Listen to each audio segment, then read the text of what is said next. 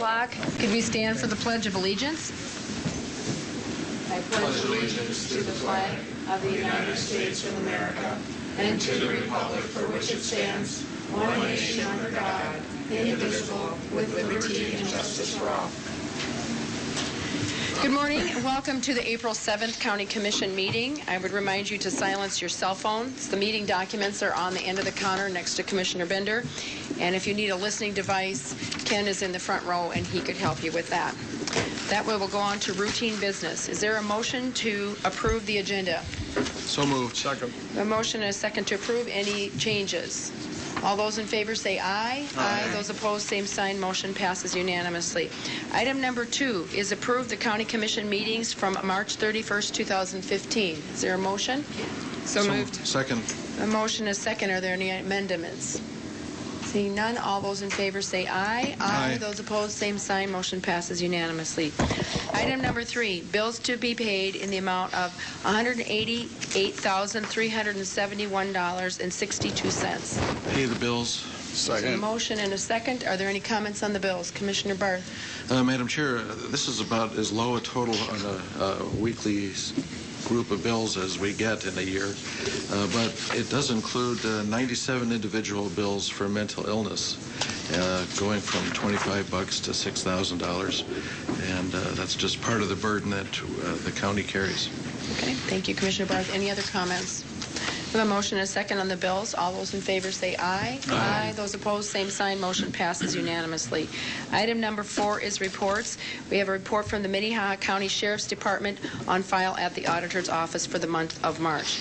And item number 5 is personnel actions. Item number A is consider a motion to approve the routine personnel actions. Is there a motion? So moved. Second. And a second. Any questions for Carrie? All those in favor say aye. Aye. Those opposed, same sign. Motion passes unanimously. Carrie, you want to move on with the next?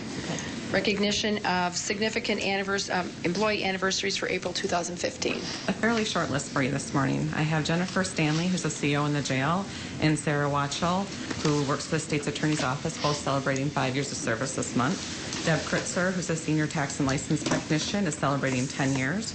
Brian Vandenhol and James Ness, who are both juvenile correctional officers, are celebrating 15 years, and Jason Igmanson, who's an Air Guard security officer too, is celebrating 15 years as well. Okay, thank you. And item number C is recognize volunteers in the county departments for March 2015. A bit of a banner month, 273 volunteers in 8 different areas of county. So we're used to seeing above 200, but this is pushing 300, so a lot of gratitude to those individuals. Yeah. And that kind of rolls right into item number B, which is consider a motion to issue proclamation recognizing April 12th through 28th as the Volunteer Work Week in Minnehaha County. And that pretty much says it. With that many individuals supporting us, 232 was our average for 2014. With that many individuals supporting us each month, this is one small way to recognize their service and support to the county. So we're asking that you issue a proclamation announcing April 12th to the 18th of this year as Minnehaha County's Volunteer Week as well. Could I ask you to read it, Carrie? Sure. Please. Thank you. The Minnehaha County Proclamation for Volunteer Week. Whereas National Volunteer Week is April 12th through the 18th of 2015. And whereas National Volunteer Week is about inspiring, recognizing, and encouraging people to seek out imaginative ways to engage in their communities. And whereas volunteers make a significant contribution to Minnehaha County. In 2014, each month an average of approximately 232 volunteers contributed to several areas throughout county, giving thousands of hours of service, enriching the lives of those that they help, and saving the taxpayers of Minnehaha County tens of thousands of dollars. And whereas the Minnehaha County Commission wishes to thank all of the individuals who have given their time to support county government and make our community a better place to live, now therefore, the Minnehaha County Board of Commissioners do hereby proclaim April 12th to the 18th, 2015 as Minnehaha County Volunteer Week. Is there a motion? So moved. I have a motion. Is there a second? Second. Any comments? I think it says, well, what it is. We have a huge group of volunteers, and they do save the county and taxpayers a considerable amount of money. I have a motion and a second. All those in favor say aye. Aye. Those opposed, same sign. Motion passes unanimously. Item number E is consider a motion to approve amendments to the Minnehaha County Equal Opportunity and Affirmative Action Policy. Carrie. Minnehaha County has a long-standing tradition of doing and taking the steps necessary to prevent discrimination and harassment in the workplace. Our policy has been fairly expansive. It covers federally protected groups, state protected groups, and others as well. As a federal contractor, we were aware that Executive Order 13672 was passed, and it applies to all federal contractors, and it's requiring that we specifically reference sexual orientation and gender identity in our policies, advertisements, and solicitations. At heart, this requires very little change for Minnehaha County. We've long considered gender identity to be part of gender as a protected group, and I believe we've referenced sexual orientation since the 1970s. So little actual change, but to be compliant, we would need to have your approval to technically add gender identity to 3 policies. And those policies are our Equal Opportunity and Affirmative Action Policy, our Non-Discrimination and Anti-Harassment Policy, and our Equal Employment Opportunity Grievance Policy. So I'm asking for your approval on those 3 changes today. Are there any questions for Carrie? Commissioner Kelly. Carrie, right now we are compliant, right? I mean, in our language, or not? We are compliant with federal Why do regulations. we have to change this? That's my question. Because to be compliant with Executive Order 1362 or 672, we need to specifically reference gender identity in the policy and specifically reference sexual orientation. Now, we've referenced sexual orientation since the 1970s, and for us, gender identity we've considered to be a form of gender discrimination. But technically, to be compliant, yes, we need to add those 2 words. So I'm asking for your support to do so today. Any other questions? Look for a motion. So moved. Is there a second?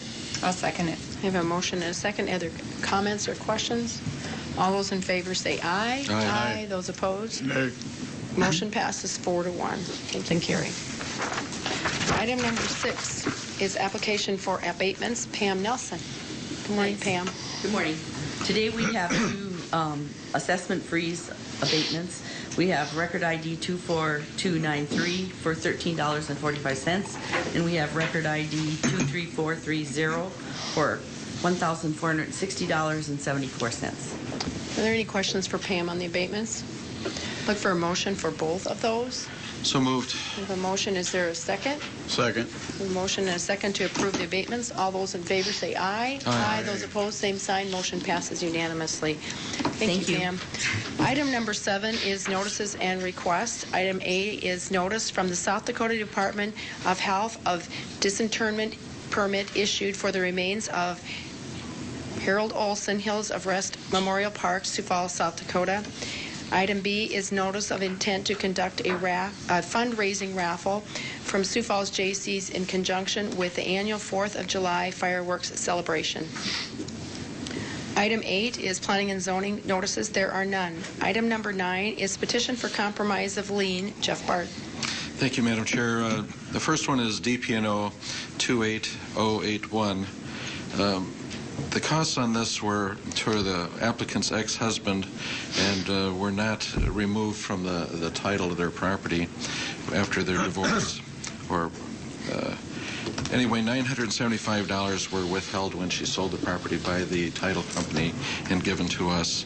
The applicant is asking us to refund this money, which was improperly collected, not improperly, but in error collected by the title company, and leave the debt against the ex-husband.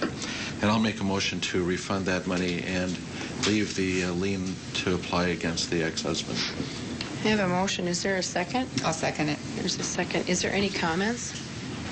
Is the applicant here? I don't think so. Just a clarification, the divorce happened long before these charges existed, and these charges were put on the homeowner Right. years and years after the divorce had been final. So we are just rectifying an error. So I have a motion and a second to approve DP&O 28081 for the amount of $975 and leave the lien against the husband. I have one more. I'm sorry, I do have a question. Commissioner Kelly. Why did they were divorced in what, 1995? 95 or 80? 95, yes, And this is a 2013 bill. right. How did that happen? Commissioner Ken?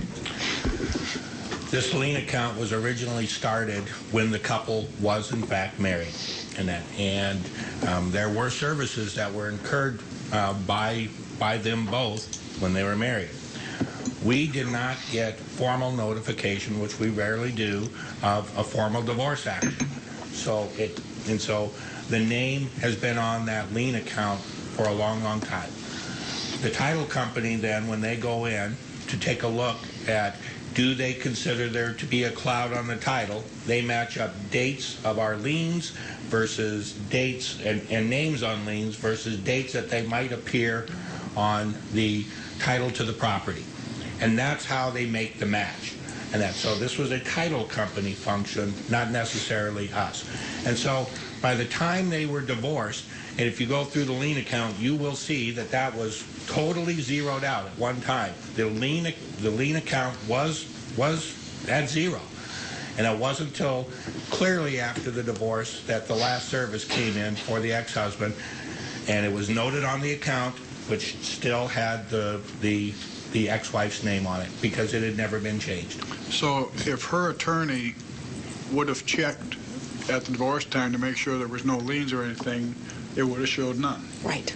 There were none. But because we don't change our deal, Then the title company the title picked it. company Because we picks had it up. notification of the formal divorce I think it's until just we got this unfortunate that they application. have to run into that Yep. 10 years later or whatever. Yeah. But it's a good thing there's a process to rectify that. Right. I have a motion and a second. All those in favor say aye. Aye. Those opposed, same sign. Motion passes unanimously. Commissioner Barth, we have item number B, DP&O number 20410, in the amount of $11,229.91. Thank you, Madam Chair. This lien began in 1986 and services continued to 2004. The applicant has made payments since 2013 totaling $440. In his application, he has a job where he's making just over $42,000 a year. He spent 30 years in prison, said he didn't know that he owed this money, and the corrections department told him that he didn't owe anything when he got out. Now he has medical bills, he's got reduced hours, he says he is drowning in debt, he can't afford it, and he wants us to release this without any additional payment. I don't believe that the applicant is here. Is the applicant here? No. Well, thank you. I cannot support this at this time. We don't pursue people, we're not towing their car in the middle of the night, etc. We do need that money back because there are other people that need services. And so I will propose, I'll make a motion to decline his proposal. I have a motion to decline. Is there a second? I'll second them. I have a motion, a second decline. Comments? Commissioner Benega? My only question or comment would be is obviously he had some knowledge of the debt because he started making regular payments while he was in prison based on his revenue at that point. So I guess I'm wondering why all of a sudden he decided he didn't need to make payments other than the fact that, quote, the Department of Corrections told him he didn't have to. It seems a little ambiguous. Commissioner Benega, the only record I have is that payments had started in January of 2014 after he was released. Do you have others? That's the same date, but why would he start making payments right after he was told he didn't need to make payments? Because he was told after he was released. Ken, you want to clarify some Sure. of the questions? From what I can tell here, when the payment started, you'll notice that there's two annotations there for a payment. One is the collection fee, one shows, quote, partial payment on the lien, which means that he was contacted by our collection agency and that to Hauge and Associates to begin payments on the lien account. Madam Chair. Commissioner Barth. Having sat here for some years listening to these, it's pretty common for people to say they had no idea that they would owe any of this, but in fact they do. And the rates that we charge for our public defender, public advocate to defend people are quite reasonable compared to what an outside attorney would charge. And for all those out there that owe us money, we need it back so that we can help others. Are there any other comments? I think Commissioner Barth has said it, and we accept any amount of payments, and I think he's made a good effort to get started and just continue on. So I have a motion and a second to deny DP&O number 20410. All those in favor say aye. Aye. Those opposed, same sign. Motion passes unanimously. The next item is opportunity for public comment. This is if you would like to speak to the commission on an item that is not on the agenda, this would be the time. Seeing none, we'll move on to regular business. First item of regular business is a public hearing to consider application for special events, on-sale wine retail license, and special event malt beverage license for Chef Dominique's Catering for a wedding reception at 48779 258th Street, Garrettson, South Dakota on September 5th, 2015. Darlene Johnson. Good morning, Darlene Johnson from the Auditor's Office. Our office received a special event wine and malt beverage application from Chef Dominique's Catering. We forwarded them to the Sheriff's Office, State's Attorney's Office, and Planning and Zoning, and there were no objections or concerns reported. We thought there was going to be somebody from Chef Dominique's here, and I don't know if there is or not. But our action requested is for approval of a special event license. Okay. This is a public hearing, so are there any proponents? Anyone in favor present? Is there anyone opposed present? Okay, seeing none, I would look for a motion from the commission. Move for approval. Second. I have a motion and a second. Any questions or comments? Commissioner Kelly? You know, once again, this goes against, I can't remember the number we were told last week. But Three. You know, it goes against Chef Dominique. I said that wrong. How much I is still this? think this is a situation that needs to be looked at as far as whether or not Okay. the particular party has it charged against them rather than the caterer. Business has changed a lot, and catering is much more extensive now than it used to be. And but I'm in favor of this. I just think it's unfortunate that it goes against Dominique's. And I misspoke. It's six, not Or three. Six per. 6 per year, and perhaps we Yes. could address that. I don't know, but I think it's for future talk we ought to do. Okay. We have a motion and a second to approve this special on-sale liquor license. All those in favor say aye. Aye. Those opposed, same sign. Motion passes unanimously. Item number 11 is consider resolution declaring a fire danger emergency in Minnehaha County and prohibit open burning. Linda Young. Good morning, Lynn. Good morning, Commissioners. Linda Young, Emergency Management. What you have in front of you is a declaration declaring a fire emergency within Minnehaha County and prohibiting open burning, if you choose to pass it. Just a little background. As you know, we worked with the rural fire chiefs to come up with this recommendation.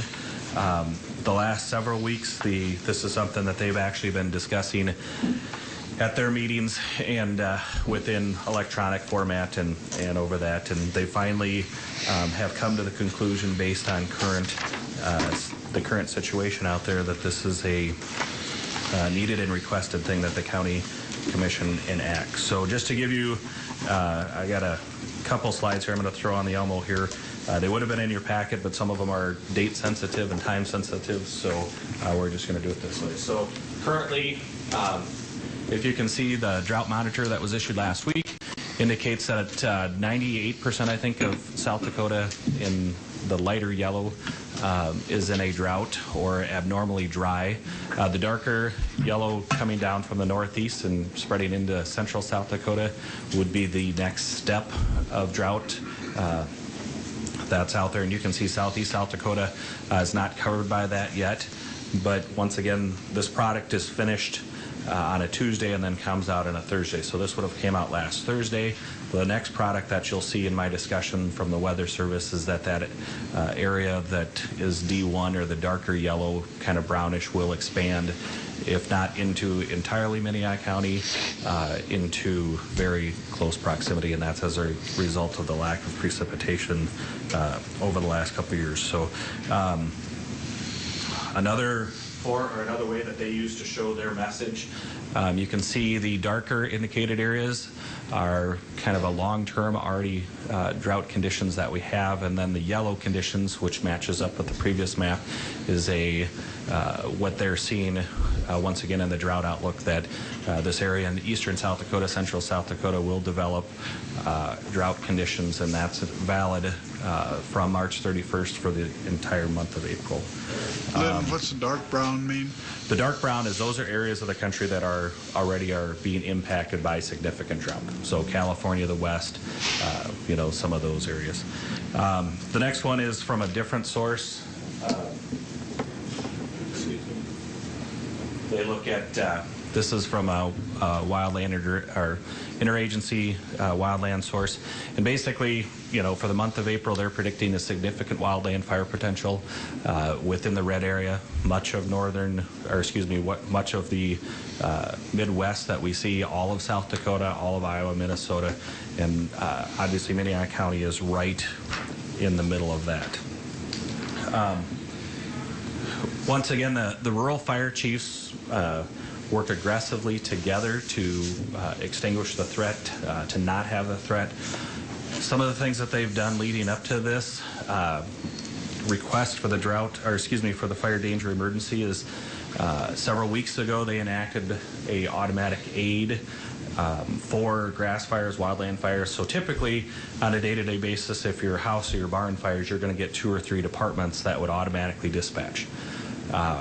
Now we also have brought that into effect for grassland fires and wildland fires.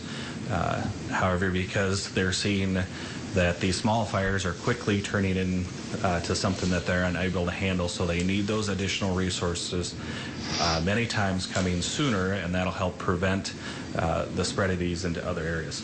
The other thing that we're seeing, and I'll just have a couple pictures for you, is obviously every day in the last month the wind is blowing 30 miles an hour from either the north or the west, and that creates conditions that it's difficult for our volunteers to catch up to. This is last Thursday afternoon, a simple what would have been a building fire quickly turned into a rangeland grass fire up in the Garrettson area, and then spread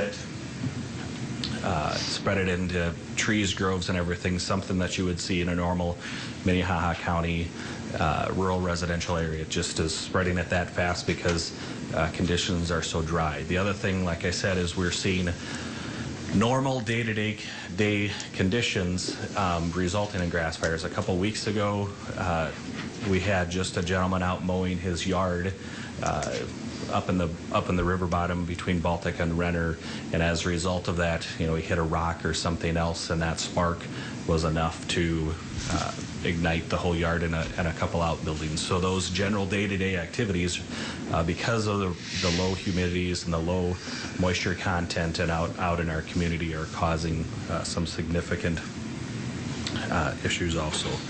So one of the other things, obviously it's raining, or it has been a little bit of rain the last couple days. We hope to see more, but this is the prediction, and the green line down here is the one you'd want to be centered on. So this morning, this is the prediction from the Weather Service about the amount of rain that we'll see from here through, I think, Thursday, Friday morning. And it's only about, if you add it up, about just under a half of an inch of rain. Because of the deficits that we're seeing and we have seen over the last several months and weeks, little or no snowpack going into the fall, a little abnormally dry, and then the predictions of a continued dry spring. The rural fire chiefs are still asking that this ban be put in place. Last night, the towns and townships met here. This was a point of discussion about the potential for a wildland fire or a burn ban within Minnehaha County, and they are certainly happy to have a burn ban placed, or there was no opposition at that time, and the discussion was is if it takes a burn ban to get us 2 or 3 inches of rain, that's what we'll do, because they are seeing how short it is for moisture out there, and their needs as farmers and landowners and things like that, and they recognize the fact that their volunteer resources are scarce. Their volunteer resources are scarce, and they've been running the last several weeks just trying to put out and try to contain the smaller fires that we have. Not to mention some of these big ones that get going on windy days that often will take 4 or 5 departments to handle, just because there's a lack of volunteer resources out there during the day. From 9 in the morning till 4 o'clock, it's pretty difficult to get an entire crew of volunteers that can go out and get their neighbors and help their neighbors. So I'd be willing to answer any questions on any of the material that we've provided.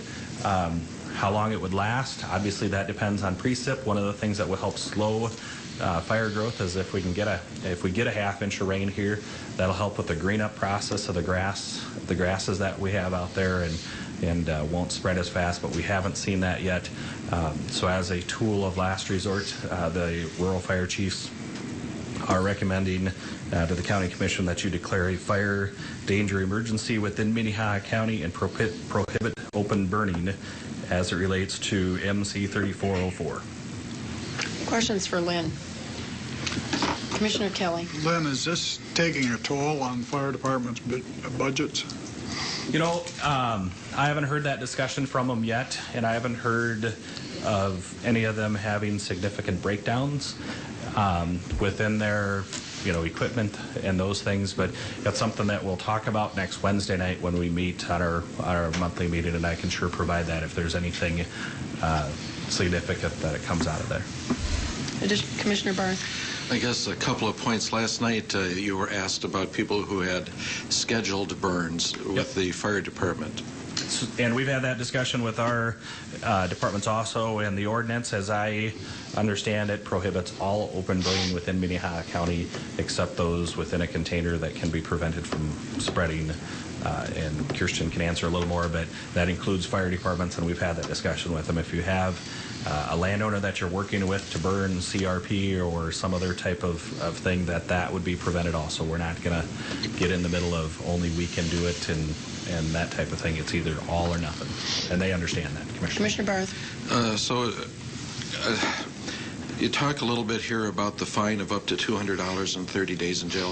What if a fire got away from you and caused destruction? Potentially, you'd be liable for those. Yep. There's also in most of these cases, if you're found liable, your neighbors or anyone else can come after you civilly, and that would be a matter of neighbors disagreeing with neighbors on how that works. But there is a potential of that civil action, and then a lot of times, too, you may get a bill from your rural fire department because it costs them money to come out and put your act of negligence or bring it back to an area that's much safer. So, and we've seen that in the last couple of weeks too. Additional comments. Commissioner Bender. Lynn, it's my understanding then that this ban stays in place until you come back to the commission and ask us to rescind? Yep. So it would come in, and like I said, our group of volunteer firemen, we're Lincoln County and Minnehaha County are the only islands in a sea of red on the map indicating burn bans. Lincoln County, I know, is taking theirs up today. But yes, it would be enacted until I come back to the commission and request that that would be taken off, and that would be brought forth by a recommendation of the rural fire chiefs. So, is this effective immediately? As I understand it, Commissioner, yes. So, Lynn, if we get an inch of rain this week, like the newscasters were forecasting yesterday, would we be lifting this again on Tuesday? I don't think an inch is going to solve the problem, and I don't think the rural fire chiefs think an inch is going to solve the problem either, because what we've seen is it's just so dry out there, and typically you can just about gauge your clock that the dew is on, and any moisture that we have is on the plants when you wake up at 8 o'clock in the morning, and by 11 o'clock those finer fuels, those 1 hour fuels basically, as they term it in wildland fire discussion, they've dried out and they're ready to burn by then. So unless we get if we get that inch of rain And then we see green up, all those plants and everything greening up, so the fire spread reduces significantly that way because of vegetation. Then I think those two combinations would bring back a recommendation to rescind the burn ban. Commissioner Kelly. I'd make a motion to the comment after that we declare a fire emergency in Minnehaha County, fire danger emergency in Minnehaha County, and prohibit open burning. Is there a second?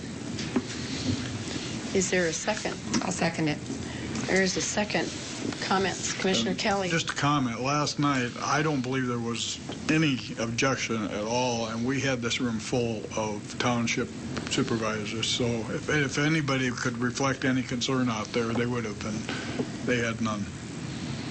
Additional comments? Seeing none, we have a motion and a second to declare a fire danger emergency with prohibiting open burns. All those in favor say aye. Aye. Those opposed, same sign. Motion passes unanimously. You set out a press release, I guess. Yep, so I'll work with the commission office, and they'll get out the press release. And just, like I said, a reminder to people, even when a dirt burn ban does come off, it is still extremely dangerous out there. And on all control burns, no matter what time of the year, we would remind people to call Metro Communications and inform them so we don't send a fire department out when we don't need to. Linda, you want to clarify? There's a lot of people that like to have little bonfires in their backyard. Are these covered with the burn ban? I'll defer to Kirsten on the little bonfires, but this is only in rural areas, and as long as that bonfire is in a screened-in area type of thing, I think Kirsten could help me answer that one. But well, if sparks or material escape any container, you're liable for open burning if it spreads from there. So I'd be cautious. Okay. I guess we'll move on to item number 12. Thank you, Lynn. Item number 12 is authorize the chairman to sign permanent private fiber optic utility easements between Minnehaha County and SDN Communications across the W.H. Lyons Fairgrounds. Ken. Commissioners, we did receive a request from SDN Communications, who's working with Verizon. They are in the process of trying to improve and upgrade some cellular coverage within the city of Sioux Falls, and one of the areas that they designated that they would like to put some fiber optic cable as well as some small antennas is property located at the W.H. Lyons Fairgrounds. And that you will see on the attached map, and it's in yellow, is the proposed route of the fiber optics, and then there is marked in with, and it's kind of hard to see, but a little red dot is where they would place the antennas, which is on the north end of the fairgrounds. We've looked at this, we've had the easement properly surveyed for purposes of filing with the Register of Deeds office. They have prepared the easement document for signature, and we've reviewed this document with the fairgrounds, and they did not have any objections with it either, as well as it meets the legal requirements associated with the state's attorney's office. So the folks from SDN had hoped to be here today to answer any other questions you have about their project, but they sent me a note and indicated they would not be able to attend today, and so they're still asking that we proceed with granting the easement. Okay. Are there any questions for Ken on this easement? Look for a motion. Madam Chair, I have a question Commissioner for Kirsten.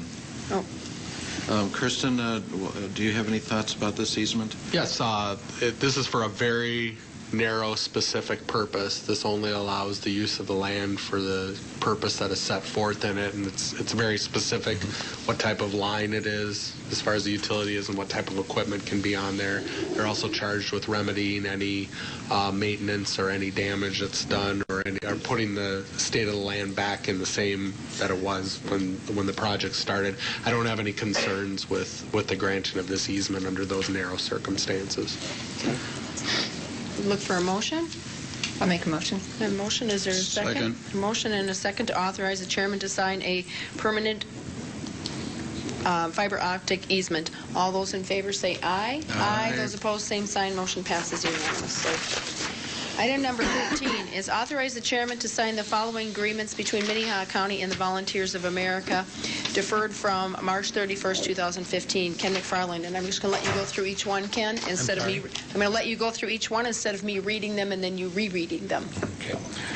Commissioners, as I explained last week, and that we've had a collaboration and partnership agreement with VOA and 13 other counties in the southeast part of the state as it relates to our duties and responsibilities for providing both secure and non-secure detention services in our area.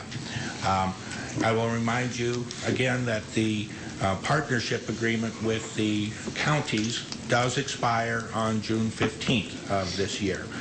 And one of the things that we've been doing with our partner counties through our process that we've been going through for the last few years is to identify projects and or opportunities to keep that partnership alive and to have our partner counties assist us in satisfying any debt service on any new construction projects that the partnership would agree to, particularly since we've been going through our juvenile detention alternative initiative, that the use of both secure and non-secure facilities has been changing drastically. And our plans, any future building plans, are designed to help recognize that shift in what we are doing. So what we've been trying to do until the Commission decides on which of those building options is one that they wish to pursue is to keep the partnership agreement alive. And what we've discussed is keeping that partnership alive for another 2 years under the same terms and conditions as have existed in the past. Part of that, again, goes to the agreements that we have with VOA for the non-secure part of our detention program. And I will remind you that the partner counties themselves have a tendency, in the past, have used the VOA facility to a much larger degree than what we have, which was a necessity for us in order, it was part of the agreement 20 years ago, in order to get the partner counties on board, is that they would have, and agree to pay for debt services, that they would have access to both those beds. Our agreements with VOA have a different expiration date, and I'm still trying to scratch my head and figure out why we did that. You know, back, we have the partner counties in June, but our VOA agreements are in April. But be that as it may, those agreements with VOA expire in April 15th of this year. There are 3 agreements that you have before you. One is the acknowledgement and the termination of the original collaboration agreement. As part of the partnership 20 years ago, we took title upon paying for some debt service and for some street assessment improvements out on the VOA facility on West 51st Street. And that we did that in order to have a guaranteed overflow bed capacity for non-secure beds. And that agreement requires us at the end of the 20-year period to turn that property back over to VOA for title. We deferred that last week primarily because you know, we had a roof repair issue that we needed to get resolved, and VOA was concerned that we get that done prior to the closing, which was being scheduled for April 13th. We have had roofers out there to take a look at it. We've been exchanging warranty documents just to make sure that there is no issue for us moving forward to transferring that building. The other 2 agreements are that we've had with VOA is the lease agreement for our non-secure facility at 908 Northwest Avenue, and a services agreement with VOA for performing services in that same facility. The lease agreement is it's the standard lease that we've had with them for a number of years. It just deals with building issues, etc. And we are proposing that be extended for another 2-year period, and that in order to coincide with what we're trying to do with holding together the partner counties and to ensure that we have continued access to the non-secure beds over at the 908 while the partnership figures out next steps as far as a new building project goes. The services agreement is also structured for 2 years to coincide again with the partnership and to allow access to those beds by our partner counties. And that in exchange for that, we get 3 free beds, and as part of our deal with them for having that agreement. Again, the reason that we chose 2 years in the beginning was because we figured that's how long it was going to take in order for us to figure out, as our 14 partner counties, which of the building options that we wanted to pursue as we move forward to a new generation of JDAI, and to, to give us time to select a project, to design, build, and satisfy whatever debt service we needed to do on that facility. I also want to remind you we have 2 separate agreements with VOA for 2 other programs that happen in the building. One is for the Evening Report Center and one is for the Reception Center. Those 2 agreements are by separate agreement, and that was because we did those as pilot projects in order to manage the effectiveness of the program, and then you as commissioners get to decide whether or not those programs are worth continuing funding in those locations. So that's the history and the background of it. I know there are some concerns about perhaps the term of the agreement, but the recommendation that I'm making to you is that we sign the agreements to keep the partnership as it is for the next 2 years under the same terms and conditions as we've operated under, with the hope that we can define a building project for the future and move forward. So thank you. And I'm available for any questions. Let's do them one at a time. We'll do item number A. Acknowledgement and compliance with the termination of the original collaboration agreement dated April 11, 1995 between Minnehaha County and the VOA, or was originally the Turning Point. Are there any questions for Ken on item number A? I will add, Commissioner, I'm sorry. If we get an authorization to sign that, it's our intent to have that agreement signed at the closing, which is scheduled for Monday the 13th, in order to transfer title back to the building. Are there any questions for Ken on item number A? Commissioner Benega? Ken, can you give us kind of a summary of the number of participants that we had that were secured versus non-secured 20 years ago and what they are today? I can. And then also tell us a little bit about the average number of people we have in the evening report facility and the reception center? I can do that. And that, when we originally started the partnership agreement, it was under a different set of circumstances as far as how the county shared in the provision of debt service. And that back then it was based upon the total number of juveniles that were aged between, I believe it was 10 and 18, and that who would be, quote, subject to the catchment area, as it were, with the services that we were providing. When we went through those numbers back then, and there was no provision at that time in order to change those numbers in the joint powers agreement between the counties.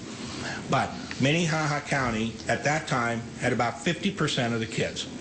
And then the other 13 counties then split that remaining 50% and and the percentage just works out, you know, some of the counties were like 2%, but they split the remaining 50%. In the new process that we're going through, all of the counties have agreed that that formula did not work, and that it was a bad formula. It doesn't meet the true needs of what's happening, and it certainly didn't meet the needs of what we saw when we, to our neighbors to the south, you know, Lincoln County, with the kind of growth that they've had. So the formula that we've devised that's in the proposed joint powers agreements with the partner counties moving forward will be a formula based on actual bed usage. And what we've done is take, during the last 5 years, is we've taken their number of bed days that they've used, both secure at the JDC and non-secure at VOA, to develop a bed count for those usage. And what we're going to do, and then that then has determined what is the percentage. Our preliminary numbers are showing at this time that Minnehaha County uses about 71% of the beds that are used between both facilities, both secure and non-secure, and then the other 13 partner counties split the remaining 29%. What we will do going forward is that every year it's proposed that whatever building project you end up choosing, whatever the debt service amount is, when we calculate those yearly contributions, it's going to be based upon the last 5 years. And so there will be times when we'll drop a year and we're going to add a year.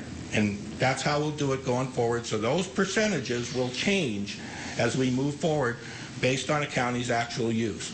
Now, what that does for us is that we have counties that are low population but are high use, like Charles Mix, and it will recognize that fact based on when they used the facility.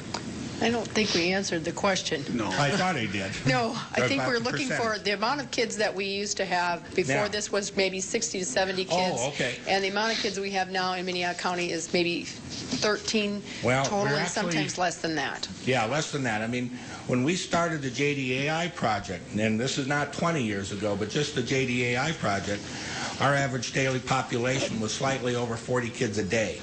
Our last statistics that we show in secure detention is that we're now at about 13 per day. And in some of the conversations I've had with both Aaron and Jamie, our numbers in the last month have dropped off even way lower than that. Ken, how many? Well, I'm sorry. Go ahead. I'm just going to say how many kids do we have in shelter care, because that's secure. So what do we have in shelter care currently? And that right now we have contracts that give us 3, and then we've been averaging, and correct me if I'm wrong, He said 5. maybe 4 or 5 a day. And is that just Minnehaha County kids? Yes. Okay. Commissioner Benega, did you have an additional question? No, you took the words out of my mouth. Okay. Commissioner Can I- Bender. I just want to, as a point of clarification, the joint powers agreement that you were referencing and the whole formula between the counties, that's not an agreement that's before us. It is not, because one of the things that we've done with one of the things that we've asked from our partner counties as we go forward, we've briefed them on the status of all these agreements and where we're at, and then our desire to hold the partnership together until such time as that they help us to define what is the building project going forward to best meet our bed needs based on JDAI. And so we've asked them to, and we've provided them with various cost scenarios and based on their bed usage, and we've asked them to provide us letters simply stating, does your county wish to continue the partnership agreement past 2 years past the June date until we come up with a partner agreement, a new agreement? And we've received notices from about half of them that indicated that they want to go forward and keep the partnership together. Okay, Commissioner Bender. And so that's an agreement that you anticipate you'll come back to the commission Yes. sometime In in June? Yes. Okay. Before then, hopefully. Commissioner Kelly. A lot of our partner counties did not have JDAI until, July 1 this year when it'll go into effect?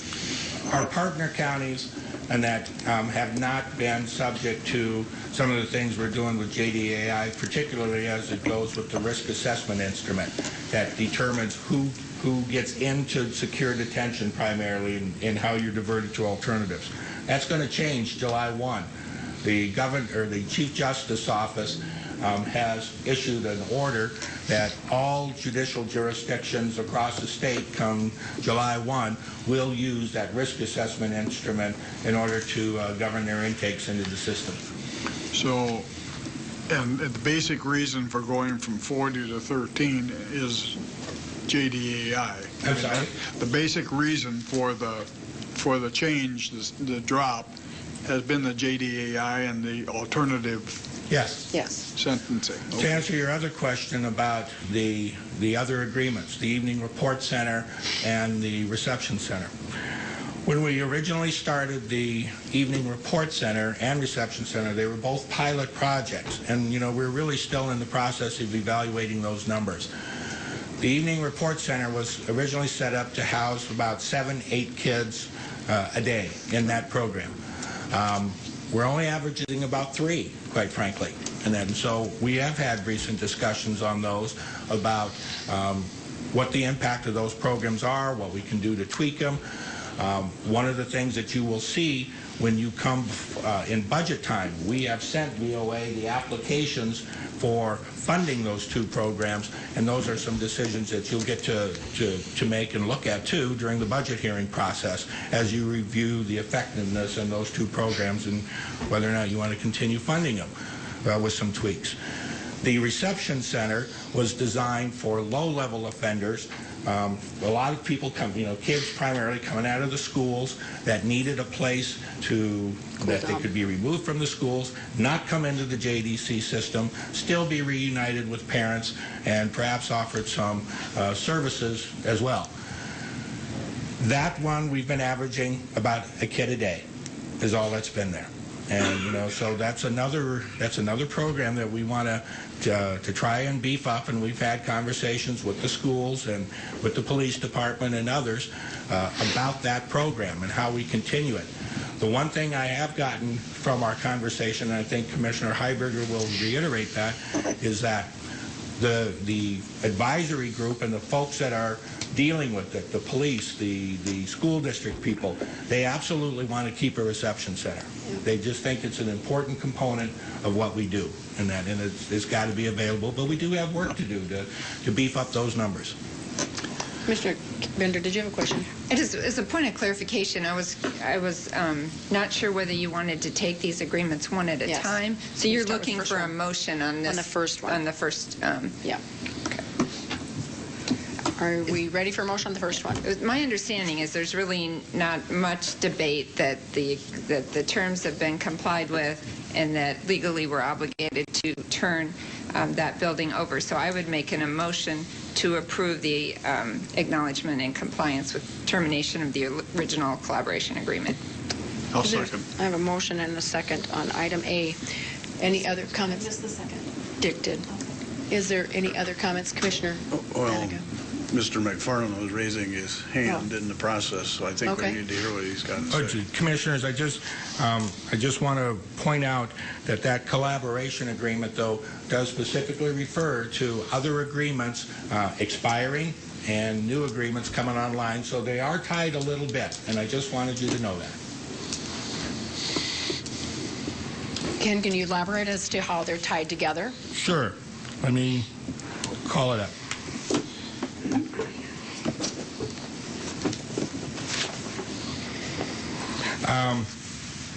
If you refer to under the Part B of the acknowledgement agreement, it does reference the 908 lease and the 1996 services contract terminating on April 15th. Okay, so there is a reference to those documents terminating, and that they also,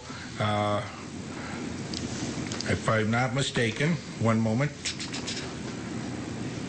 Under Part D, Section 3, they talk about not only those leases doing, but they say at the closing, county and VOA have to enter into the new written lease agreement for 908 and the services agreement for VOA for the provision of short-term shelter care program services. So there is a connection between the documents going forward. Sure. Pass it to Jane. She thinks she's looking online. Did you want to copy that? Do you have that? I've got it online. I'm fine. Thank you. Any additional questions for Ken on item number A? Kirsten, did you have a comment? And just to be clear, the legal effect of this is if you authorize this one in subsection A, that once the closing goes forward as contemplated by this, those old leases are gone. Now, it says there's an intent to enter into new ones, right, but just the actual legal immediate effect is those old ones are gone at that point, just so everyone's clear on what this actually does by its current terms. Yes. Any other comments? I have a motion and a second on the table to acknowledge the termination of the original corroboration of agreement and turn over the building VOA. And again, that's the 51st Street facility. Right, 51st. Any other comments? All those in favor say aye. Aye. Those opposed, same sign. Motion passes unanimously. Okay, item number 2, B, is a 2-year lease agreement between Minnehaha County and VOA at 908 North West Avenue, Sioux Falls. Comments? I'll make that motion. I have a comment, discussion. I don't see a second at this time, so we're going to go to discussion. Dick, Commissioner Benega, or Bender, excuse me. I've had a number of conversations with Ken about this lease agreement, and obviously this is a very complicated issue, and I've been trying to get as much background as I can to try to understand all the different moving pieces. My concern with the lease agreement and the services agreement is the term and then some of the costs associated with that. It appears to me that we've had 20 years to kind of figure out what's happening next, and my concern is if we enter into a 2-year lease agreement that we just kick the can down the road and it's easy to ignore until we come up to the next deadline. I don't think that this is a long-term solution for the county. I haven't really talked to anybody who thinks this is a long-term solution to the county. And I would be in favor of doing a shorter term lease that gives us more flexibility to possibly renegotiate the terms of the lease or make other decisions going forward. But I'm not comfortable tying the county's hands for 2 more years with a program that nobody seems to think is the future.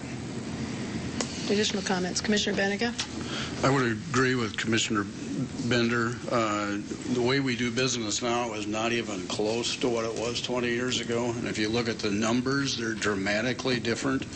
We're looking for alternative kinds of opportunities with JDAI. The June risk assessment process may change it even more. I really think that what we paid for, if you will, was excess beds back 20 years ago.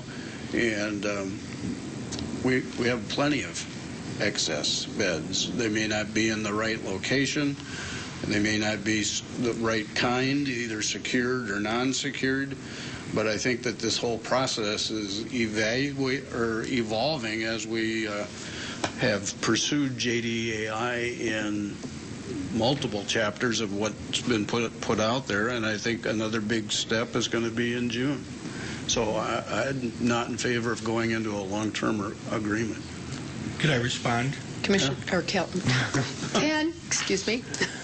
Commissioners, again, in that one of the options that we've looked at in building options, and we've actually got 7 of them that we've looked at during the time, and we are in the process of bringing those forward to the commission in a final report. You've seen bits and pieces of it through the years as we've explored different options, but we're in the process of putting that all concisely in one report that you can view that also along with the partner counties. One of the options that's out there is a remodel of the 908 facility for shelter care beds. And that everyone agrees that the current configuration out there is not ideal, and it needs to change subject to JDAI. The point, though, I wish to make is that when we've had our discussion with the partner counties, and we've had our discussions with you folks, quite frankly, and that I think everybody's of the realization that to do a proper evaluation of all the options that are out there is going to take at least another 2 years in order to, by the time you pick an option, by the time you get the necessary contracts into place, the debt service, etc., and regardless of the option that you pick, there will be a new agreement, both with the joint cooperative agreement with the partner counties, and quite frankly, there may be new agreements with DOA, and I don't want to, but they may not be part of the new option. But the point is, with JDAI, we will have an ever greater reliance on the need for those non-secure beds. And while there are other programs out there that we are important and we need to pay attention to, I don't think we can lose the focus that the primary reason that we're trying to keep this together for 2 years is to have those non-secure beds available. And those non-secure beds, I think, with the RAI coming in July 1, you're going to use them even more. Now, I understand, and I somewhat agree with your contention that is 2 years too long? Do we need to hold the feet to the fire? And I would be willing to do anything in order to help further this decision. And that because it is an extremely important decision as we move forward in how we do juvenile services in this county with JDAI. One of the things I might suggest to you, based on the conversation I'm hearing at this table, is that have a 2-year agreement, but provide for the quarterly reviews and that in there in order to keep the project moving. But like I said, we've invested a lot of time and a lot of effort, had a lot of discussion on this in order to keep the partnership together under the same terms and conditions at least for another 2 years. And again, I want to, with all due respect, we've been working on this for a lot longer than 2 years. And we just haven't been able to come to an agreement on what the future is going to look like because, quite frankly, we have a whole lot of other balls in the air. And that with other building projects that we haven't been able to come up with an agreement, and now we're pressed for time. And that's the reason, and I would just respectfully ask you to consider that. And if that's an option to throw in the quarterly review within the term of the agreement, I think maybe that might be a solution. I'm not concerned about keeping the partners together because I think Ken is, but I think that at our meetings they have all strongly expressed their interest in being partners with us going forward because we're like an insurance policy to them for their shelter care beds. And this is about shelter care beds, and we do need a place for shelter care beds. So, Commissioner Kelly. Well, one thing we don't know yet, and we will learn, is what the effect on the other counties is going to have with the JDAI. It's had such a significant effect here, and the risk assessment, when they start doing it, may change that Charles Mex deal altogether. On the other hand, they don't have facilities like we have here in Sioux Falls to do some of the other alternative items. And I'm not afraid of a 2-year extension because just watching, I think this has been going on since before I came on the commission. And so 2 years in that time frame to determine what we're going to do with the existing JDC, how we're going to change it, whether we're going to take over the program for the report center type thing. None of those questions are answered yet. And I assume you're going to come back at some point near or close that we'll have what the alternatives we have to do. Because we still got a building project and everything else, whether it's remodel or whether it's a new building. Commissioner Bennigan? Ken, you're going to be bringing us a budget in about 6 weeks or a little longer. What is that budget going to say about the evening report center and reception center, and how long do we continue with our agreement with, frankly, all the changes that are going on with JDAI? We have kicked out the funding applications to VOA for both of those programs, and so we expect that they will be back. They're due back by the end of April, and that I will tell you that, and I've made no bones about it in partnership meetings and with the counties, and I know VOA. We've had these same conversations. Is that we are concerned with the numbers on those programs, and that we cannot continue to have this kind of money going towards those programs with these little numbers. And so, do I think that those agreements will probably have to be tweaked? Absolutely. But we have separate agreements with those two programs in order to do that. And I think that's the appropriate place to deal with those, is in those separate agreements for those programs. My biggest concern at this juncture still remains the access to those non-secure beds. And I'm afraid that with the Ray coming online, that our use of the non-secure beds, not only by us, but our partner counties, is going to go up instead of going down. I mean, the new reality of JDAI as we move forward is not going to be secure beds. It's just not. It's going to be non-secure beds. It's going to be alternative programming and the spaces for those alternative programming.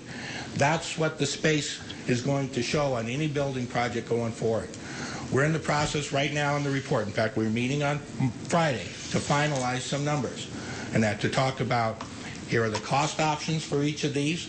Here is the debt service for these. Here's our estimated operational cost for these, whether or not it's going to be through a contract, whether it's going to be through us taking bed revenues. All of that will be there on all of those options. And that so, but again, it's something, like you pointed out before, Commissioner Benninga, that it's a process we need to walk through with our partner counties in order to get them on board with whatever project we're going to go forward to in the future. No questions or comments? Madam Chair, Commissioner question for Commissioner Benninga. So are you thinking then that by having this shorter time frame, it would spur us into more rapid action? I think we need to do something different because the program is completely different. And 2 years from now, if we don't want to be doing the same thing we're doing currently, so why are we, if there's so much uncertainty on what those numbers are going to be like, I think we move it one piece at a time, and that probably means a quarterly, not only a review, but a quarterly renewal, if you will, on the agreement, rental agreement. And I'm not worried about the other counties, frankly, because I think they're all going to be on board. They have no other solutions. We will find out, frankly, as we move on, what those numbers are going to be, and why make a big investment in something that we frankly don't think is going to be there 2 years from now. Additional comments? Commissioner Kelly. What's the investment? Continuing to operate a program at a different level than we probably need to.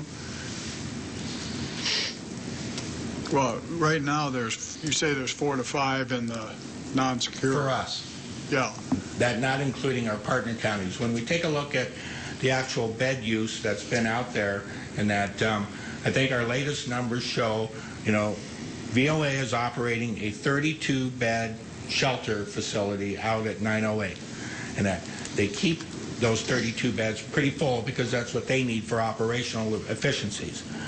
The partner counties typically use, including us, typically use about 16, 17 of those beds on any given day. Is what the value of those beds are to the partnership. But the dollars coming out of the county then just address what we're using. Is that correct? The dollars coming out of the county, we have always operated under the past 20 years. We've operated under the concept of facility for program. VOA takes and assumes the risk of the cost of operating those beds and making sure that they're staffed 24/7. So they assume that cost. And then they also take, though, the revenue that comes in from it. Now, historically, what we've done is we've gotten our three beds, and that doesn't cost us extra to have those. And then anything above 3, then we pay for the daily rate. Quite frankly, we haven't used, our 3 free beds until fairly recently, when we've really put an emphasis on JDAI and really started using those non-secure beds more. Is Commissioner VOA Heiberger. going to address us? Excuse me. Yeah, Commissioner Bender.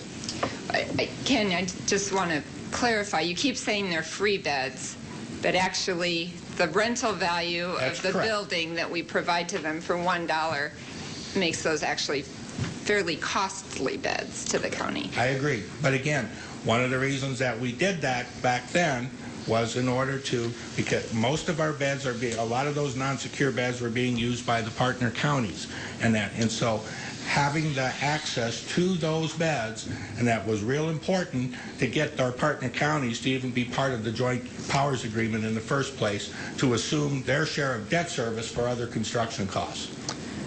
So, I'm urging you, you can't just look at 908 as just something that's benefiting Minnehaha County.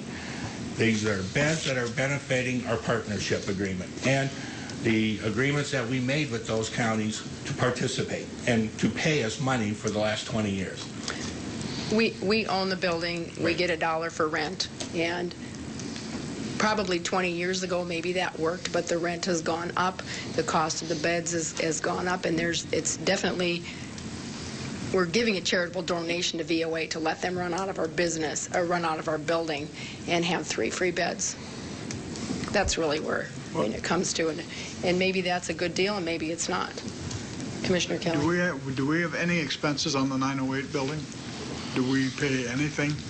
We do keep it have up. a line item in our budget where we're responsible under the terms of the lease for the major building component. Like a things. roof or something like that? Like the roof and, a heating system.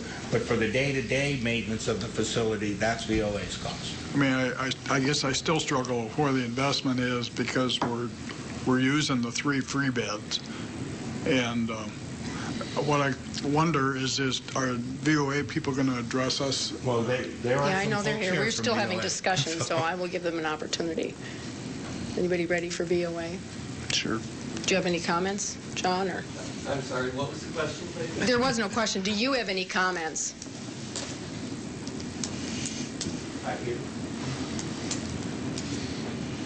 Well, one question may Okay. be, Commissioner what would be the effect of an ongoing month-to-month lease as opposed to a 2-year lease on new Well, the people? biggest effect is and I'm John Hart. I'm Managing Director for Volunteers of America Dakotas. And actually, we're a part of the development of the agreement 20 years ago. It would be impossible to do business under those type of arrangements, simply because should an agreement, let's say on a monthly basis, quarterly basis, it's reviewed and you decide not to renew the lease, then for us to find an alternative location to move everything, to give notice to all the staff associated with that program, it'd just be impossible to operate under those kind of circumstances. So if honestly, if it's the choice of operating on a month-to-month lease or even on a quarterly lease or something like that, we'd probably have to take a real serious look at our ability to even do that. Thank you. Can I have a question for? So what kind of flexibility do you think you have? Do you think, because clearly you have more flexibility than a 2-year lease, so what would you think would be the longest term that would give you the flexibility that you need to run the program without something shorter than a 2-year lease? At a bare minimum, I think a 2-year lease, and that's why, in the discussions with Ken, and a 2-year lease would be ideal, because then also it does give us time, because we're going to have to plan, okay, what's going to happen at the end of that 2 years, assuming that we may not be there. Finding alternative locations. Once you find those locations, making any renovations to those locations, and making any adaptations to program or staffing accordingly.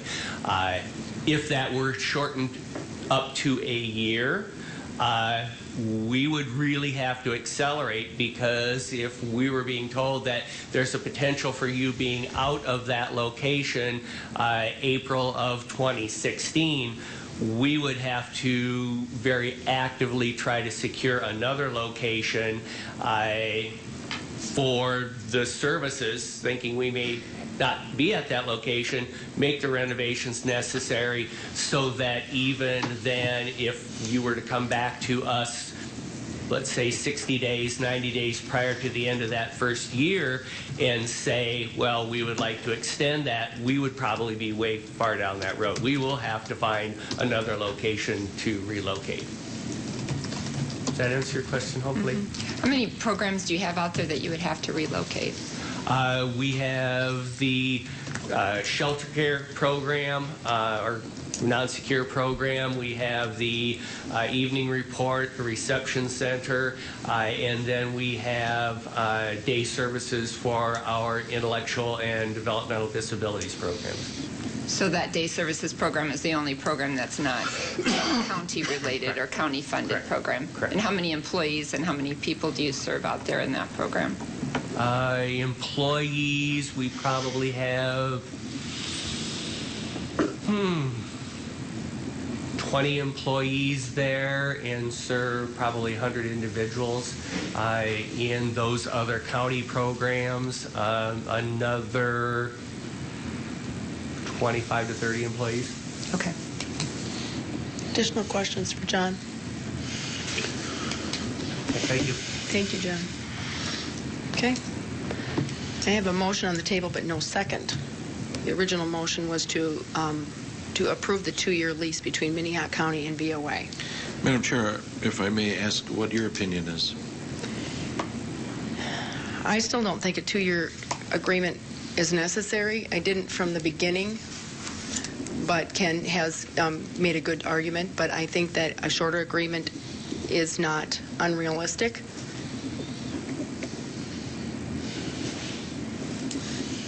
Well, if we could get a second or get a new motion or something, but then we can start doing the commission discussion, I think, and decide whether, where we're at. So is there a second or is there a substitute motion? Is there, Commissioner Benega? I will make a substitute motion, and frankly, I'm not convinced yet that changes can't be made in a shorter period of time than 2 years, because they're making adjustments currently with the number of participants that they're dealing with. So I would make a motion for a 6-month lease with probably a 90-day notice for termination, which could come anytime during that 6 month or at the very end of 6 months, or we could renew it for another 6 months. Is there a second to the substitution motion? Is there a second to the substitute motion? For discussion, I'll second it, but Okay. I guess I would ask our department head out there what his thoughts are. With Jamie, that Jamie, is. did you have comments on the substitute motion of a 6-month lease with a 90-day notice with the 6-month extensions? Jamie Drabbit, Director, JDC. To answer an earlier question about the use of non-secure beds in the future, currently with the intake process, our partner counties call, and they have use to our detention center because VOA is usually full, does not have those out-of-county beds available for them. So on a delinquency case, we're taking them into detention. In the near future, when they score on that RAE for non-secure beds, we won't have them. So I think that we need to continue, I would say at minimum a year. 6 months doesn't, they're going to start looking elsewhere. They're going to get out of the business, and we're going to be in a world of hurt. So I think at minimum you got to give them the year so that they can prepare for their business and still stay in the ballgame with us. We need those beds, and I think we're going to need them a lot more come July 1st. Commissioner Benega. Jamie, what were you going to budget for next year? I was waiting for those contracts to come back from VOA. I think there are some changes that need to be made to especially the evening report center. The reception center, I think the numbers have been going up from what I've heard from police officers, and I haven't checked the latest numbers on them, but they're using a lot more. The police are changing their intake, the way they do intake with us. They're changing their policy. It hasn't been finalized yet, but one of the main things that they're going to be using is going direct to the reception center without doing an intake call to us, which is an option that they've had for a while, that it's starting to become more of a policy for them. So I see the reception center increasing day to day. The evening report center, I think it has a lot to do with our current judge and her philosophy, which could change as she's longer on the bench, and it could change again in 18 months when we have a different judge. But we're not seeing the intake calls coming in like we have in the past. Because the police are changing the way they do things. They're releasing kids straight away without calling us or taking them to the reception center. And we're seeing the calls that we should be seeing, the more serious crimes, the serious assaults, the rape, murder, armed robbery, grand theft. So we're seeing the right kids, and we want to serve them at the right place at the right time. And right now we need shelter care at VOA to serve them at the right place at the right time. Commissioner Bender first. Jamie, I'm concerned about a statement you made at the beginning. You said that when kids come in from other counties right now, they're being turned away from VOA because there's not enough beds available? Currently, they're running at capacity, and if there's no beds available in their delinquent child, they're coming to my detention facility even if I know they wouldn't score for secure detention on the RAE. We're not completing the RAE at the risk assessment inventory on out-of-county kids right now other than Lincoln County. Come July 1st, we'll be completing that RAE on every kid that we get a call on. And what happened? I mean, nothing in these agreements is going to change the number of beds out there. So how are you addressing that issue? My concern is that we won't have anyone available to provide those beds for us. If you look at a 6-month agreement, John's already told you that it'd be hard to do it at 1 year. At 6 months, they might withdraw and say we're not even interested. So then what do we do with non-secure kids? I have 6 non-secure beds that I can use for 24 hours in my building. So if they're full and they're a delinquent child, I'm using those 6 beds for 24 hours until I can get things shuffled around to get them somewhere. And a lot of times they're full because they've taken other kids from DOC or some other place, and that's what's filling those beds? They take DOC kids. They have some DSS kids there as well. They also the partner counties are using those beds, and they're filling them up. Commissioner Kelly? Well, yeah, my concern on 6 months is that BOA, if they're concerned about this, and given the conversation we've had today, they would have to begin right now looking for an alternative. This is a unique facility in that there would be some zoning issues. There might be some NIMBY issues in it, plus what they acquire.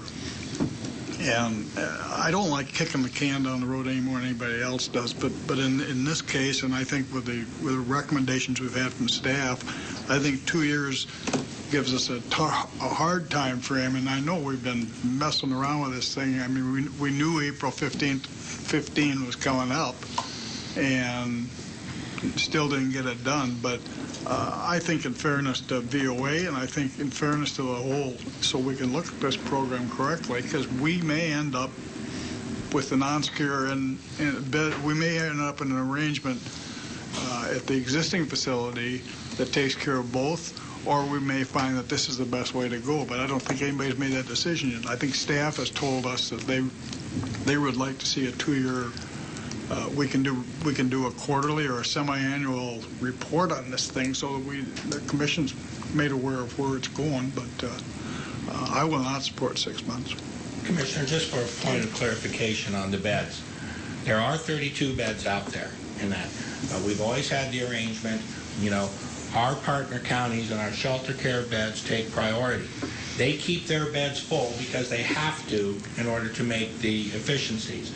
What Jamie was referring to on a delinquent is that we may have a delinquent kid that might not score high enough typically to be in detention. It's still a delinquent offense, which makes them, could be eligible to be in the detention center. A lot of the beds that we talk about are kids for CHINs, child in need of supervision. And when we have those situations and we need a bed at VOA, some other organization then they have to boot a kid and move a kid because our CHINs take priority over there. So, I mean, we have priority use of those 6 of those beds, and that for our partner counties. They just have to keep them full, and that in order to make their efficiencies work. Commissioner Barth? Ken, Jamie, Aaron, somebody, what do we have to do in the next 2 years, if it's 2 years, so that this will work? What do we have to do in the next 6 months if we go with the 6-month plan? I mean, what needs to happen so that we're ready to transition away from what we got now?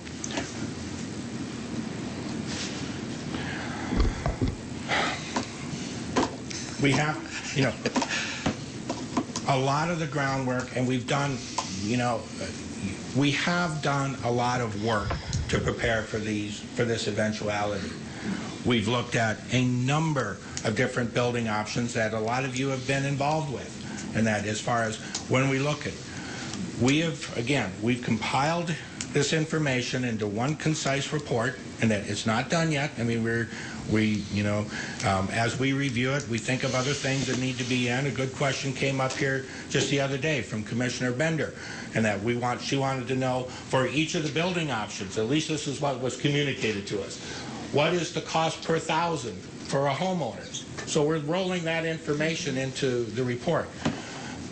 What has to happen is that the commission, as long as in our partner counties and our whatever partners that we, our nonprofit partners, we need to look at these options, look at the pros and cons of each of the options, because we'll have all the information there, and quite frankly, commit to one, so that then we can start the process of doing the planning for it. And when we ask you to commit, not only you, but our partner counties, that will have all the information there. What's it going to cost me per year? What is our bed use per year? What's the estimated operational cost per year, and how do we split that? Where does those dollars come from? That's what we've got in the report. It's just simply you have to pick one so that we can move forward. And we've got recommendations, basically from what we've seen and on our experience, but we don't get to make that call. Additional questions? I think we're kind of questioned out. We have a substitute motion on the table for a 6-month lease with a 90-day notice with a 6-month extension. I have a motion and a second on that. And can I get some clarification on the motion here? What you're saying is the same agreement except a change in terms, 6 months terms, and at least 90 days notice to not auto-renew. Is that what the intent of the commission is? Because I just want to clarify that, because we're going to be reducing that to writing. Yep. Okay. Okay. I have a motion. Did you have a comment, Commissioner Barth? Yeah, at this point, I don't think I'll support the motion. I second it. I think we probably are not going to be able to make these decisions in 6 months, and so I think I will support the 2 years. Okay. Roll call vote. Commissioner Barth? No. Bender? No. Benega? Yes. Kelly? No. Highriver? Yes. Motion fails 3-2. I would look for another substitute motion, or I would look for a second on the original motion, which was a 2-year agreement with Minnehaha County and VOA. I'd make a substitute motion to have a 1-year lease with a 90-day notice provision. I'll second that. Okay, I have a motion and a second substitute motion for a 1-year lease with a 90-day notice with a renewal. Do you want to say that again? Automatic renewal. An automatic 1-year renewal unless a 90-day notice is given. Okay, I have a motion and a second. Excuse me. Tell me again on the renewal and the 90 It'd be a 1-year lease. If we elect not to renew it, we have to give notice 90 days before the expiration of the 1 year.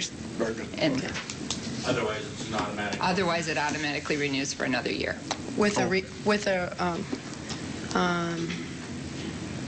review, do we have a 90-day review in that, or no? That's what it is. That's a 90-day. Okay. Sorry. Just Go ahead, clarify Commissioner that. Kelly.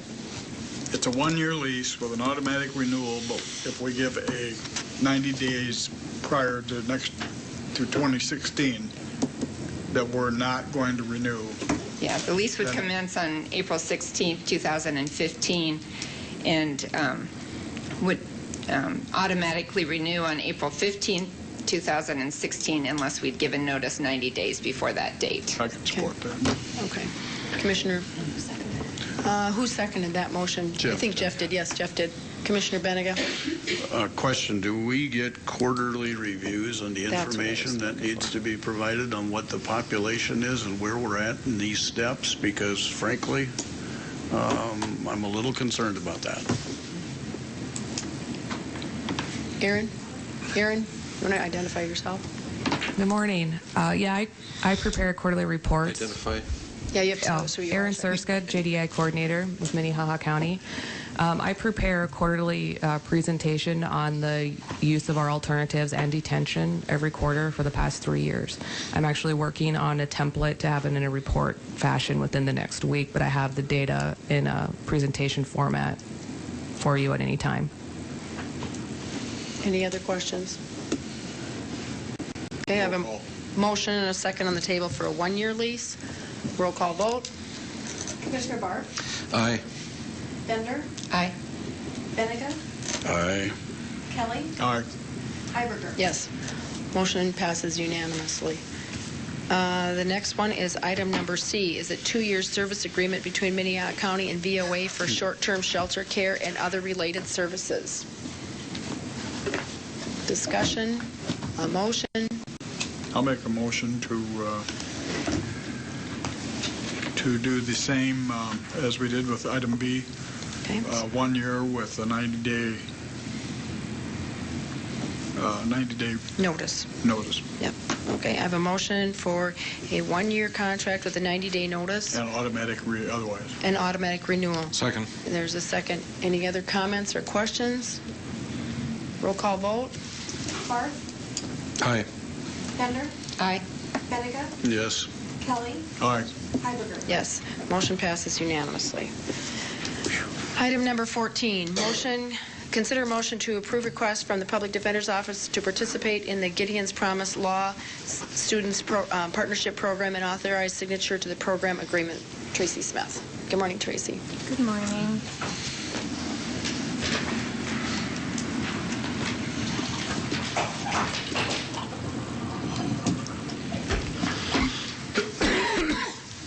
I'm here today to ask the Commission to move forward in giving us authority to enter into a fellowship agreement with Gideon's Promise and the University of Oregon School of Law, allowing us to hire one fellow, a new law graduate, through the program for 1 year.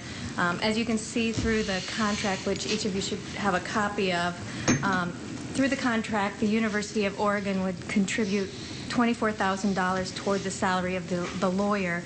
Gideon's Promise would provide 3 years of education and training through their Core 101 training program. I previously appeared in front of the Commission and presented information regarding the Gideon's Promise Law School Partnership Program, and at that time the Commission authorized me to move forward but wanted more information regarding the actual employment relationship between the fellow and the county.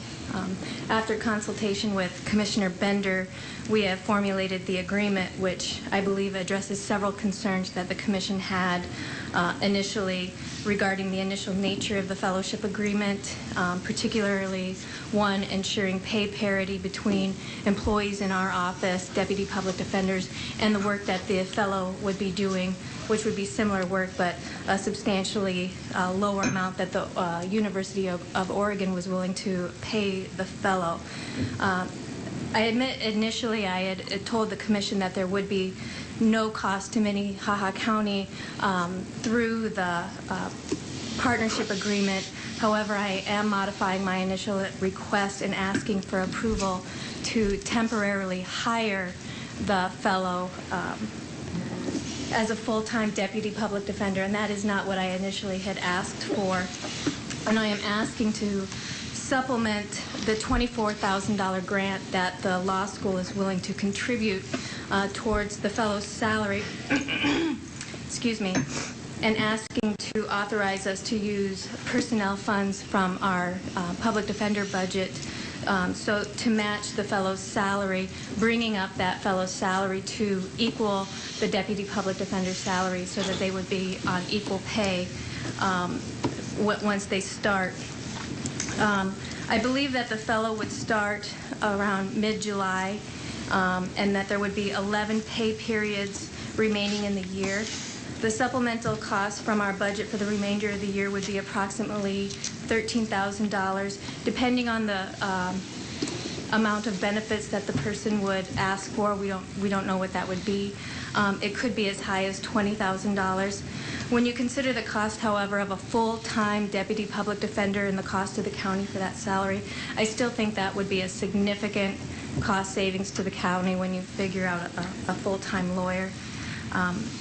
I am not asking for an additional position at this time. I'm only asking that this position be temporary. Given our experience with turnover in the last 5 years, I do believe that although this wasn't authorized in our 2015 budget, I believe that if you look at over the last 5 years, our experiences with our payroll budget, I do believe that we would still have the cost savings at the end of the year within our payroll budget to meet the additional cost that this would have. Our intent would be to, within the budget cycle that we're going through right now for 2016, to one, either ask that this be made a permanent position at 2016 if our caseloads show that we would need a permanent position, and then recruit for this position.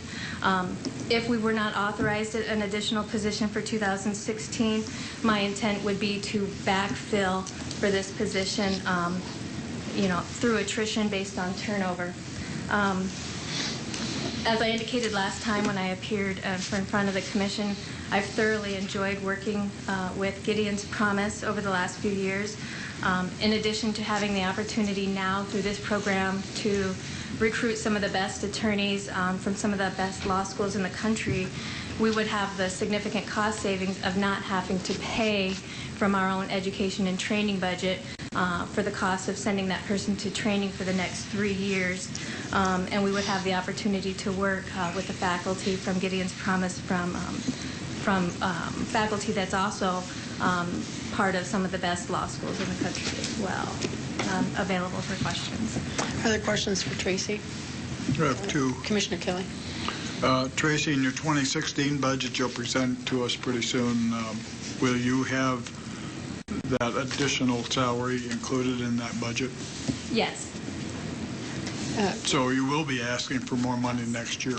The way that the law school is proposing in the contract, as you can see, is they are proposing that the $24,000 would be divided up for $12,000 to be delivered August 1st of 2015, the other $12,000 to be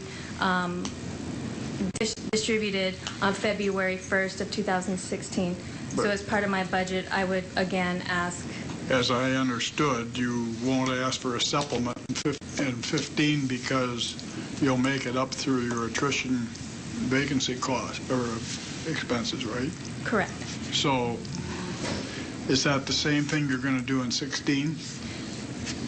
I would do it the proper way and actually request the additional salary. So there'll be an additional budget request in 16 for this position? Yes. And then the second question is, you say you're going to make it up without a supplement this year. Are you going to come? Are you saying that 15 will not have any supplements for the public defender's office? No, I will not ask for a supplement in our payroll, but I don't know if we will need a supplement, like with experts in our mental health evaluations. It's too early in the year. Well, even within the payroll account, you will not be asking for a supplement, or you will not be asking to move things from operational to payroll in? I don't know at this time. And how will we know, I understand what you're asking. If we'll ask to move additional costs from our payroll budget to supplement operational costs at the end of the year. At this time, it's too early in the year to know. A lot of that depends on how many murder trials we have in the year. One murder trial can upset our entire budget, and it's only April. So I can't give you that assurance at this time. Commissioner Bender. Well, I have one follow-up question on that, but my understanding is that you believe that there will be enough attrition in your office that you won't actually need, that you can basically cover a position that you lose through attrition, that this person will fill in that gap for you. I do. Okay.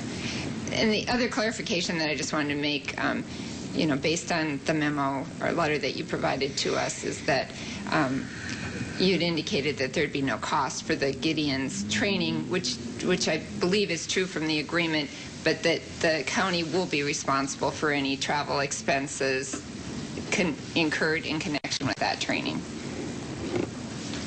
Yes, you're correct. We did learn that we would have to pay for the cost of her flight depending on when she starts, which we don't know yet what her start date is, but we worked out in the contract, which as long as she's an employee of the county, we would have to incur the cost of sending her to the training program, which would be her travel expenses, her flight. Any additional questions for Tracy on this? Seeing none, I would look for a motion. Move for approval. Is there a second? I'll second it. A motion and a second to approve. We lost Commissioner Barth. Is he coming back? He ain't coming back. Okay, I have a motion and a second to approve the Gideon's contract for a one-year internship program. All those in favor say aye. Aye. Those opposed, same side. Motion passes 3-1 with the absence of Commissioner Barth. Item number 15 is consider a bid award for project MC 1417, grading, riprap, and miscellaneous repairs to drainage structures throughout Minnehaha County. Bids opened on April 1st. DJ Boothie. Good morning. Good morning, Commissioners. DJ Boothie, Highway Superintendent. We had a bid opening on April 1st for the last of our contracts that were from the June of 2014 flood events. This is a FEMA program reimbursable contract where approximately 85% of the costs that the county incurs will be reimbursed. 75% from FEMA, 10% from the state of South Dakota. We received 2 bids on this bid letting, and $133,083 from Zacharias Construction was the low bidder. The engineer's estimate, and these contracts are kind of difficult to estimate, but the engineer's estimate was $130,000. So we're pretty comfortable with Zacharias' bid, and we've gone through that and verified all the numbers in their bid, and we are requesting approval for entering into contract with Zacharias. Okay, look for a motion. Move for approval. Is there a second? Second. Motion and a second. Any questions for DJ on this? All those in favor say aye. Aye. Those opposed, same sign. Motion passes 4-0. Item number 16 is consider a proposal for part-time personnel for the Minnehaha County Highway Department sign crew for replacement of rural address signs. DJ Boothie. Commissioners, last week I gave a short briefing on the successful negotiation with 3M Corporation to receive just under 7,000 rural addressing signs. And Commissioner Barth requested some additional information as he's entering in here on hiring 2 interns or a number of interns this summer in order to expedite the installation of some or all of those signs. And so we did our best at estimating the number of signs that 2 additional interns would be able to help us install this year. And I can't say with 100% certainty that 2 additional interns would be able to allow us to install all of the signs this year, but we would get a very large amount of them installed. And right now, the condition of those signs out there, the south-facing signs are by far the worst condition, and the east-west facing signs are not nearly as bad. And so we would put a priority on those south-facing signs and be able to get all the really bad signs that you've maybe seen pictures of or seen out in the field if you've driven around. We would be able to get those done this year. We should be able to get most of the signs done this year, but I can't say with 100% certainty that we'd get all of them done. The cost to hire 2 interns based off of schedules that we've seen come from our other interns, basically after school gets out until school gets going again in the fall, would be about $10,000 to $11,000 in total. And that's at the current rate of about $11 per hour. Now, we have had issues hiring our summer interns, getting enough interns to apply to fill those vacancies. And so there is a possibility that with working with HR that we might have to increase the rate of pay for some of those positions in order to get some more applicants. But I think that would be a last resort. We will try some other advertising and recruitment things to try to get some more applicants there. But $10,000 to $11,000 is my estimate. I don't know if you want to make a recommendation. I think that we don't have money budgeted necessarily for that part-time,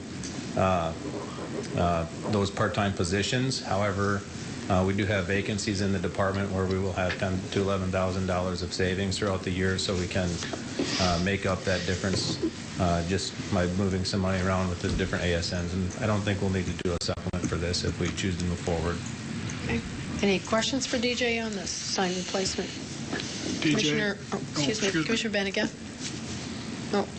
Can you install these, like, after the interns are done and you've got, say, 300 or 400 left, you can still do them in the winter and the spring and the fall? Yeah, absolutely. We have two sign team members, and they are working full-time at basically installing these signs.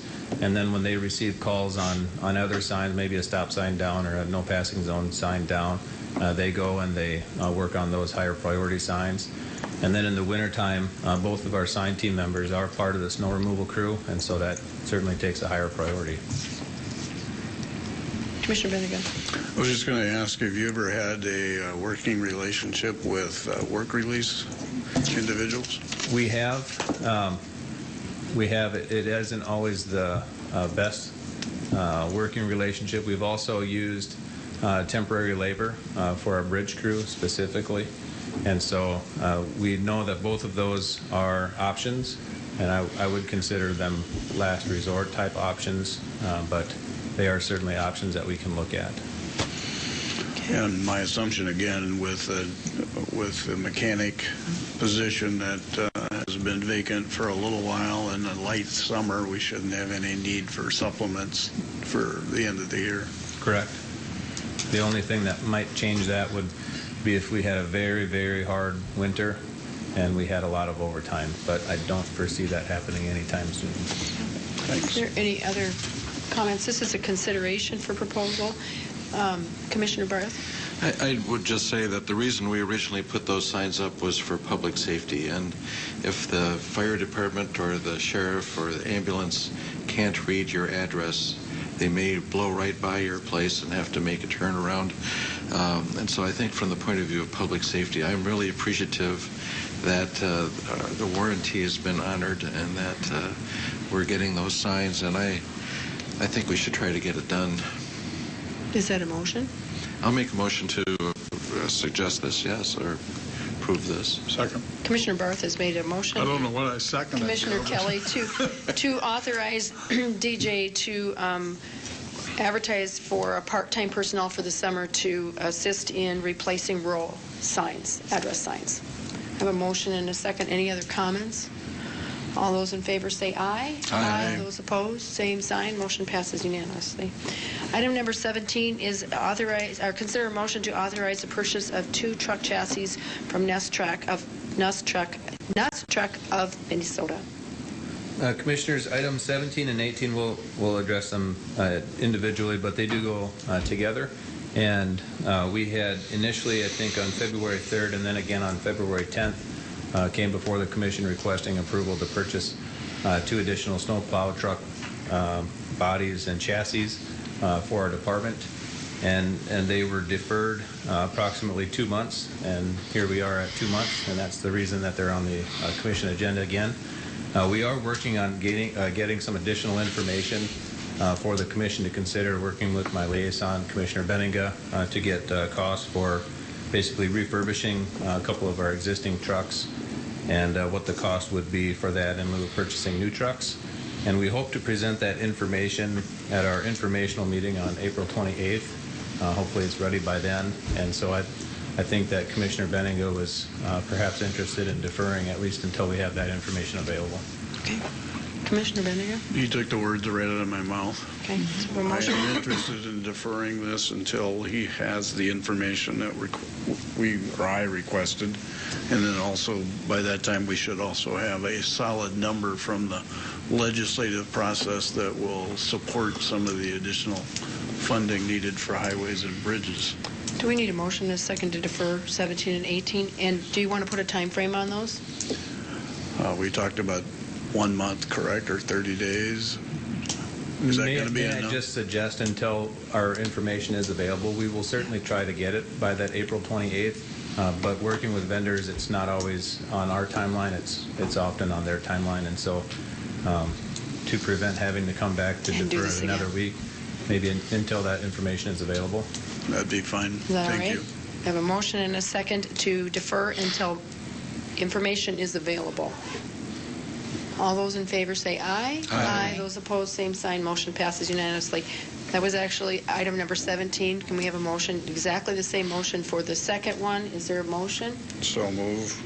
Second. And a second, and this is a motion, a second to defer until information is available on authorizing the purchase notice of 2 combination dump truck salt spreader combination body units. All those in favor say aye. Aye. Those opposed, same sign. Motion passes unanimously. Thank you, DJ. Thank you.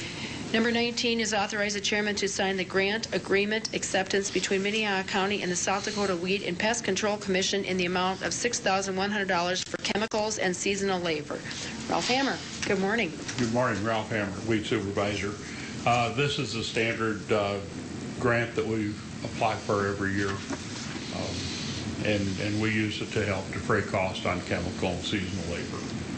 It's a 50-50 grant, so. Is there any questions for Ralph? I'd look for a motion. Move for approval. Motion. Second. Second. All those in favor say aye. Aye. Those opposed, same sign. Motion passes unanimously. Thank you. Item number 18 is a consider a motion to declare you know what? I'm going to let you read these, Ken, but to declare some surplus property. Ken, if you want to just read those descriptions for us. Sure. It's to consider motion to declare 2 HP Sure Store auto loaders 818, tag number 68440 and 64350, and 1 AS400 9406 model 720-2061 W6490 8mm tape drive, tag number 65270 as surplus property for purposes of disposal. Just say please, yes. Yes. Are there any questions for Ken on this? Are you trying to impress us with your eyesight, being able to read that? Sorry, I made you read it from up there.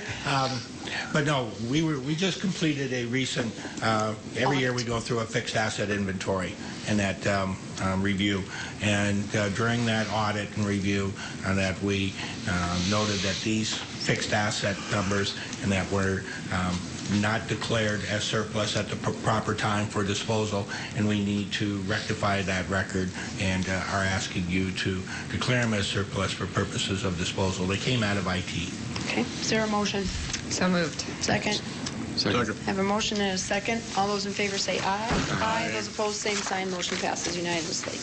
Item number 21, authorize the purchase of one 2016 Ford Police Utility Interceptor in the amount of $27,245 from the Sioux Falls Ford for a contract competitive bid and awarded by the City of Sioux Falls. Kristen Trana, finally, huh, Kristen? Thank you. Good morning, Kristen Trana with the Sheriff's Office. I worked with Scott Rust regarding this. This is something that we learned about last year. They were able to get better pricing than we were able to get on state bid. And the one thing that is a little bit of a hiccup this year, but I wanted to make sure that we get in on this pricing, is that Ford has actually stopped production on the 2015 model, which is surprising. So while we're going to go ahead and submit the order, if we get the approval from the board, it won't actually be built until this fall and delivered until this fall. But we wanted to make sure and secure this pricing. It's the same thing that the City of Sioux Falls is going to have to do as well. So I did work with Sioux Falls Ford just to make sure that they would honor the pricing for us as an agency, and also that it's going to be acceptable to them that while they bid a 2015 model, we're going to have to purchase a 2016. So. Okay. Is there any questions for Kristen? Ken has a comment. Commissioners, I just wanted to point out on this, and it's a result of work that we did last year on our purchasing policies to encourage departments for purchases of this type to first utilize purchasing coming off the state of South Dakota bids or the City of Sioux Falls bids whenever we could in order to take advantage of this kind of pricing. Yep. Thank you. Is there a motion? Move for approval. Second. Motion and a second. All those in favor say aye. Aye. Those opposed, same sign. Motion passes unanimously. Thank you. Thank you. Item number 22 is Minnehaha County Commission Liaison Assignment Reports. Are there any reports? Okay, seeing number 22 or 23 is new business. Madam Chair. Commissioner Byrd.